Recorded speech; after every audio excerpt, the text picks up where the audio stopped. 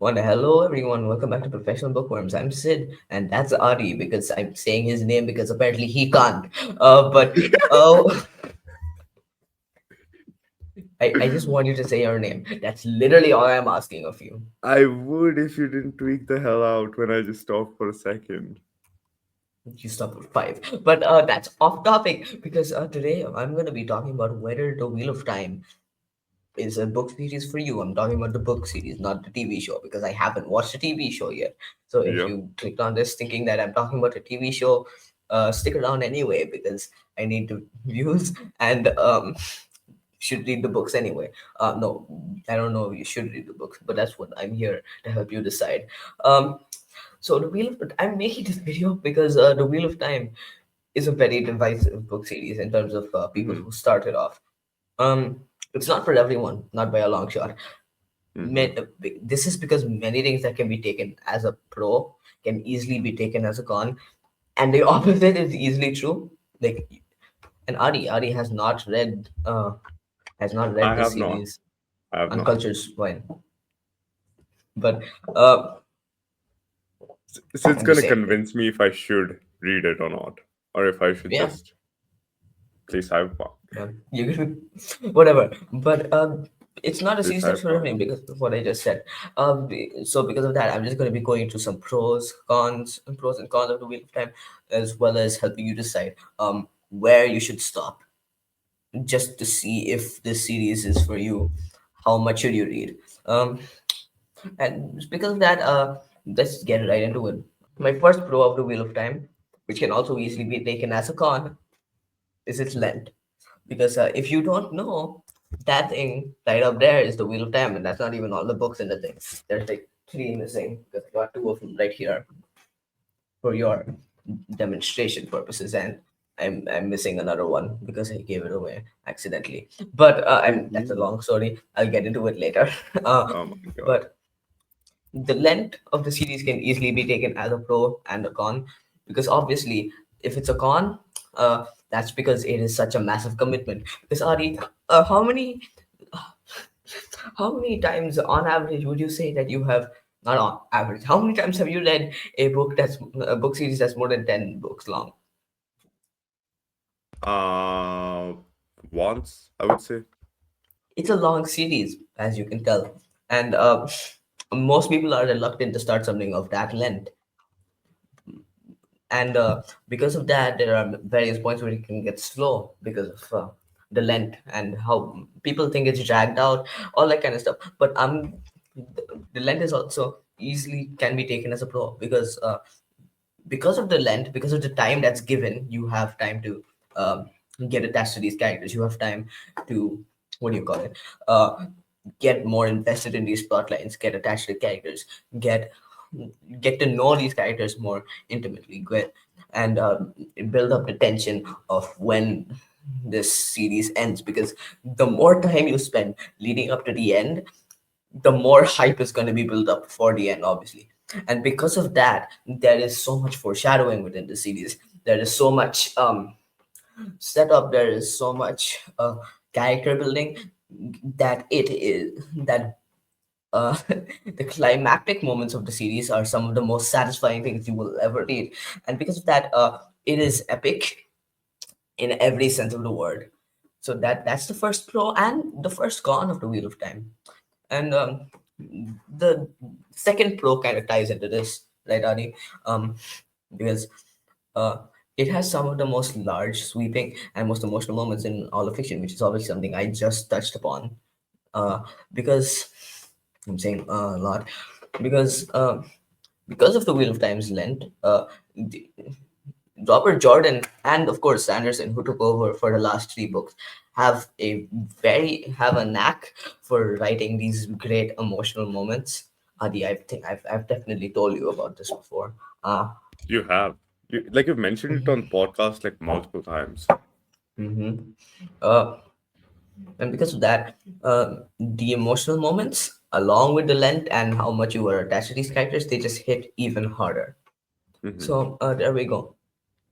So after that, there's get into another con of the series, which is that the dynamics between the genders of in the series can also be extremely frustrating, because in the Wheel of Time, um, the different genders are a big part of the world and the setting of Yeah. well, world and the setting. They're basically synonyms, but you get what I mean, because it's attached to the magic system, and it's attached to like how these characters interact with each other, and how the political some political stuff also works, and various cultural aspects.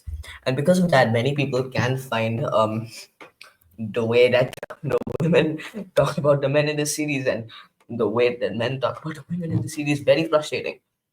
And this is also something that I think is not simply a pro or a con, but it's like something in between, where it can be taken as either a pro or a con. But it's somewhere in between, because it can be really frustrating. I would be lying if I said it didn't frustrate me at times too. But what it does is that it kind of ties into the themes of the series, which I will let you discover on your own.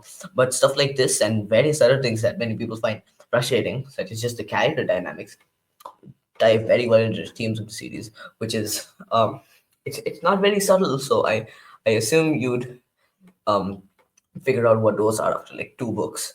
But I it just strengthens those themes, and it strengthens the story all the more. But sometimes the moments that you have to get through, which are extremely frustrating, uh, may not be worth it to you. So that's why it is one of the first cons I'm touching upon here, because this is something that makes many people give up on the series, right, Ari? Yes, indeed. You know nothing about this, but have you said anything about this to you before? I'm wondering now. The gender disparity in Mhm. the Wheel of Time. Yes. Not really. No. You've Okay. always mentioned like over the themes in the Wheel of Time. I have. Just the themes. Yeah. I have. Like Okay. you have mentioned it in like the podcast, but we've basically cut most of it out. So Remind me what I said, because I don't want this to be spoilers after this. yeah, But yeah. gotcha. Uh, so the next pro of the Wheel of Time is that it has amazing character work and amazing characters as a whole. And Adi, I believe I've spoken to you about many of the characters that this series tends to focus on, if I'm I not believe wrong. you have, but and I You believe don't even that I remember am. one. Do I? Nineveh. Name one. It's pronounced Nynaeve. Yeah, nine, nine. Nynaeve. I just said it. God damn it. But but again, this ties into how the length of the series can kind of can kind of also be taken as a positive. But this is less in length of the series, because even at the beginning of the series, uh, these characters have extremely compelling moments. Like book two, especially had like was the first time I was just immediately like taken aback with how much I love these characters. And this continued and continued, because these are some of the characters that I'm the most attached to in all of fiction. These are some of my Yeah. favorite characters I've ever read or watched or anything. I haven't watched them, but you know what I mean. And Can I watch them? we are going to. Oh yeah, that's true. We are going to watch them, so stay tuned for that episode, people. Or wait, that review.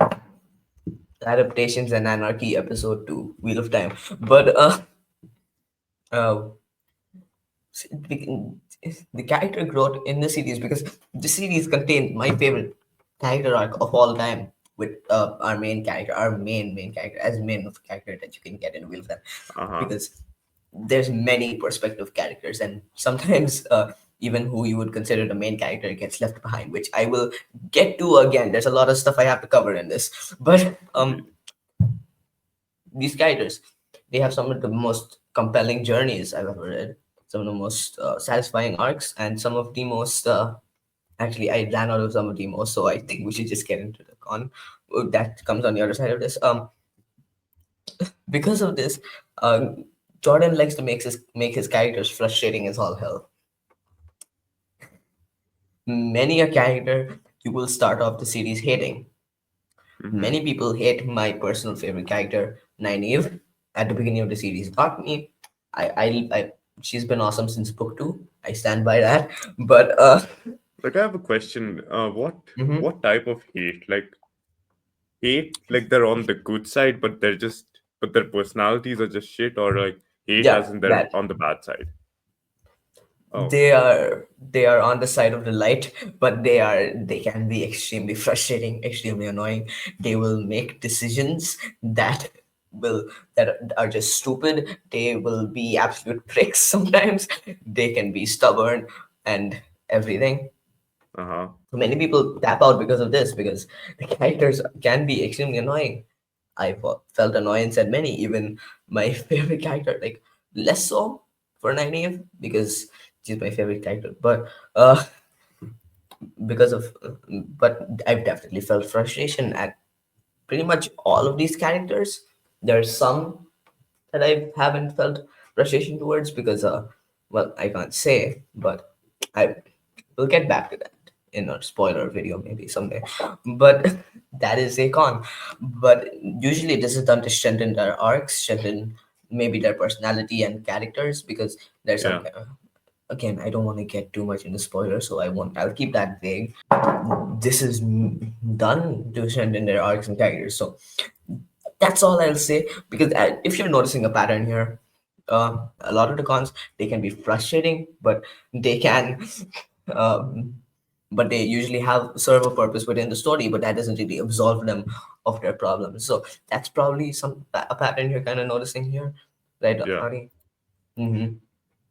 I feel Hmm. like your job right now is just to say yeah every 5 seconds when I call I, upon I, you, and I am your I, yes I man.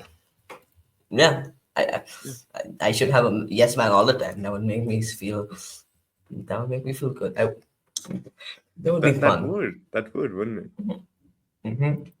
And yeah, and from here I'm gonna get into the next con, and that is Robert Jordan.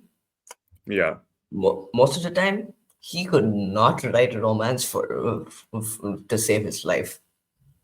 Like, I'm not usually one who enjoys a lot of romance in my books. I Hmm. usually don't dislike romance, but I can acknowledge that, um, compared to Robert Jordan, most authors were amazing at writing it, because romance is easily one of his weakest aspects in any of his books, because many a time it felt like characters were just shoved together because that's what the plot needed them to do. There's no development, because which is weird, because usually the characters and the dynamics are usually such a strong part of the Yeah. series. Can be frustrating, but it's not like such so haphazard as this. There are a select few relationships that are pretty well written in my opinion. If you know me, you know my favorite, but he's not very good at writing them. That's all I'll say. And also, again, they can be very frustrating. Which, again, how many times have I said that today, Ari? A lot. A A lot? Yeah. lot. So, if that's something that, if romance is something very important to you, run. Well, not if, run. I'm sitting down. I can't run right now because I have to record. Shut up. Yeah. From here, I'll get into some more pros. Uh, the world building of the series is fantastic. Okay, Yeah. there's so much history packed into it. There's so one thing Robert Jordan excelled at writing is cultures. He was able to take specific people from a specific place and assign a culture to them. So, and using some descriptors so that you could easily discern who um, where a certain character is from, uh, how their culture affects them, because he could write that very well. And because of that, it makes the world feel more alive. Those cultures that he wrote, uh, Yeah. they affect the characters' personalities. They affect the dynamics between the countries, the nations, which is a lesser part of the series, I will admit, but it does add quite a bit to the series in terms of the world building. So that's another pro. And adding to the world building, the magic system of the series, while it's not exactly hard, it is extremely intriguing. Again, I cannot spoil what it is, but it is the magic of the series is obviously a very big component because it's a fantasy series, but Uh-huh. epic fantasy series. But it has a it's a the magic system is very unique in terms of its like base concept, and the whole series kind of revolves around the dynamics created by it. So that's what I'm gonna say there. This one is next of is more of a like soft con because it only applies to one book. Yeah. Mm. And slightly to the next two, but much less. Okay, the first book of the Wheel of Time, Eye of the World, uh, can feel very derivative of Lord of the Rings, specifically the Fellowship of the Ring, because the plot structure is extremely similar. Some of the setup of the book itself can feel very Lord of the Rings, and it follows a lot of tropes, and it's a very it may seem like a very tropey and cliched book at first because it follows the chosen one. It basically rips the Nazgul kind of and makes them different. Frodo's friends in the Lord of the Rings were called Merry and Pippin, and Rand's main two other friends in The Wheel of Time are Matt and Perrin, which obviously, like I was, and there are many world building aspects that uh, are taken kind of from Lord of the Rings because you have the mountains of Mount Doom from Lord of the Rings, and you have the mountains of Doom with an H from The Wheel of Time. The mount, Mountain of Doom. the mountains, plural. That's very important. Mountains of Doom. So like Doom Doom. 1, Doom 2, Doom 3. Don't forget Doom Eternal. And because of that, many people will give up on a series because of how it might seem derivative. I'd say don't. I'll get into that more later, but I would say don't because immediately in book two, it completely switches up and it really develops into its own thing. So this is if you are turned off by this is more of like a warning rather than again. If you don't like this, get out. It's just like it's like this, but not for long. If that makes sense. Doom 3. I'll kill you. Now, my final pro for the series is it's obviously a very long series. I've spoken about this before in this very video, and you're going to be wondering, am I willing to make that long commitment in fear of the fact that the ending might be unsatisfying? Like, what if I read 13 books and then I read the final one and it is trash? And don't get me wrong, I understand that fear. I can assure you, however, that this is my favorite ending to any fictional work I've ever read or watched or anything. This is the best ending I have ever experienced, and it is 100% worth it. Now, the ending to the Wheel of Time is a little bit different in that it's nothing that you're expecting because it is it's maybe no it's nothing and it is everything that you're expecting because it's different and it stuff that you think will happen, but it'll blow you away, but it'll make sense because it ties into the eventual final themes of the series. It makes sense for the character arcs, it makes sense for everything, and because of that it is such a perfect ending. It has some of the most satisfying moments I've ever read in my life. It is the closest. It is one of I don't cry very often over books. I This is the first the Wheel of Time, the final three books are the first books that have ever pushed me to the brink of tears. So I think that speaks for itself. From there, I think I'm gonna get into the final con, and this is another big one that many people know about on form, which is the fact that the Wheel of Time, because of its length, it can get very slow at points, and I've already spoken about this. But because of this, there is a period of three books in the middle of the Wheel of Time, which is books 8, 9, and 10, The Path of Daggers, Winter's Heart, and Crosses of Twilight, which people consider, people say that nothing happens in them. The plot is much slower to progress in these books, and and many of the plot lines that it deals with can be unengaging to some. Now, me, I am by and large a big slog defender because while I do think that the slog has its problems, especially one specific character's plotline, uh, I don't think it's as bad as it's made out to be. I actually, the only book that I really think there is a slog for is book 10, Crosses of Twilight, because I actually did quite enjoy book 8 and book 9. I think that there are a couple of reasons why the slog is so poorly regarded as it is. Um, but one of the main ones I can think of is that the main character, Analtor, is usually one of the characters who has like the most that happens in his chapters and has the most one of the most interesting POVs in the entire Wheel of Time. And the problem with the slog is that in books 8, 9, and 10, there is a much lesser percentage of chapters from Rand's perspective than there is from most other books in the series, which makes it less engaging to many people. And this is a problem I had because I was missing Rand for a lot of this. Of course, he is still present, especially in book 9, but uh, he has much less chapters than the previous books. So that is one other thing. Another thing is that I think the structure of the slog itself um, can tend to meander for people because the slog doesn't very much um, specifically book 10 doesn't further the plot very much, but I think it's very necessary because the slog is very much a setup kind of arc, because what the slog does is that it sets up future plot lines and it and sets up the resolutions and the future of various character arcs, you know what I mean, Ari?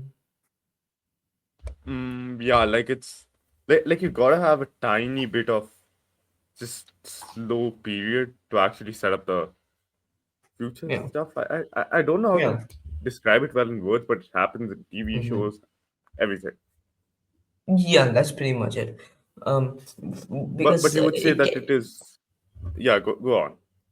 if, I think maybe it could have been handled better, but I did like how it was handled. For many, it could be handled better, and this doesn't exactly absolve the slog of its flaws, but I do think it helps to go into the slog with the mindset thinking, "Oh, what does this mean for this character? What does this mean for the future of this plotline? Yada yada yada." You know what I mean? Because uh, many of the best plot lines and many of the best conclusions to character arcs could not have worked without the slog, in my opinion. One character in particular, people do not like his plotline. I'm more positive towards it than many. Uh, but in Crosses of Twilight, people there's and from books 8 onwards, there is a plotline with him that many people don't like. But I think what this plotline does is that it exposes some of the flaws that this character has, and has him introspect on. It exposes it to him, and thus he is able to think, and it eventually leads into the end and a very satisfying end to his character arc. Yeah, Yeah, uh, yeah. Mm-hmm. I, I, I, Anyways.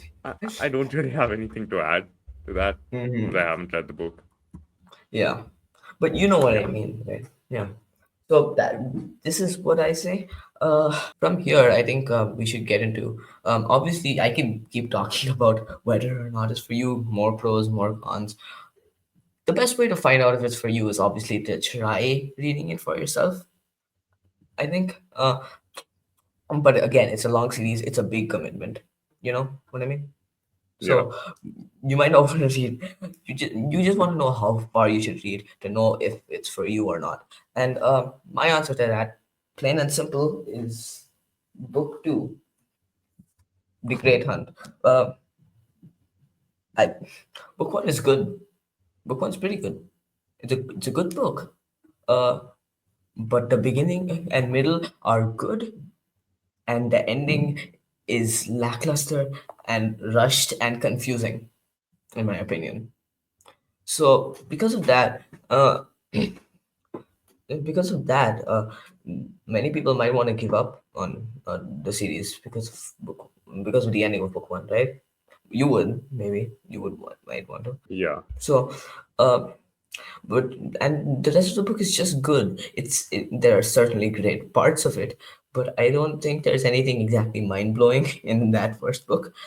Hmm. When I tell you the second book changed my entire mind on the series, I mean it, because I like book one, obviously, but book two ended up being one of my favorite books of all time when I first read it, and it still is to this day. I mean, it's been like 3 years since I read it at this point, but it still holds up, especially in my memory. So, book two, it does a lot of things because, as I mentioned earlier, book one can be very derivative of the Lord of the Rings, but book two really breaks the Wheel of Time into its new thing, and it's not done progressing, right? Um, Mm. Book two, it's fantastic because it introduces new world building concepts. It deepens the characters and makes you more invested in them, and it does so much for the series. And because of that, I really do think book two is the end all be all for the series. Because if you don't like that, just give up. If for some psychopathic reason you just want to keep going after that, I'd say stop at book four if you really Mhm. are insistent of just keeping on trying.